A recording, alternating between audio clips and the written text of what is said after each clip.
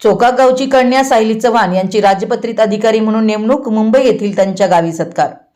हातकणंगले तालुक्यातील चोका गावची कन्या सायली सौरभ चव्हाण यांनी महाराष्ट्र लोकसेवा आयोगाच्या माध्यमातून सहाय्यक संचालक महाराष्ट्र वित्त व लेखा सेवा गट अ या पदावर यश संपादन केलं असून महाराष्ट्र शासनाच्या राजपत्रित अधिकारी म्हणून त्यांची नियुक्ती झाली आहे। सायली सौरभ चव्हाण या चोकाक येथील सुकुमार बापूसू चव्हाण यांच्या सून असून त्यांच्या या उल्लेखनीय यशामुळे चोका गावच्या नावलौकिकात भर पडली आहे।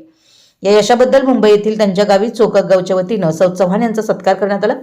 यावेळी उपस्थित मान्यवरांनी त्यांच्या कर्तृत्वाचं कौतुक करत पुढील प्रशासकीय वाटचाली शुभेच्छा दिल्यात।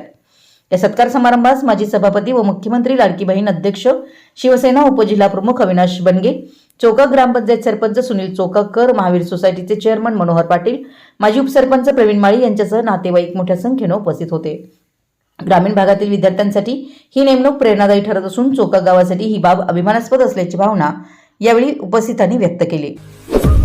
आपल्या परिसरातील महत्त्वाच्या बातम्या पाहण्यासाठी आमच्या नवसंकेत न्यूज चॅनलला यूट्यूबवर सबस्क्राइब करा आणि बेल आयकॉन प्रेस करा।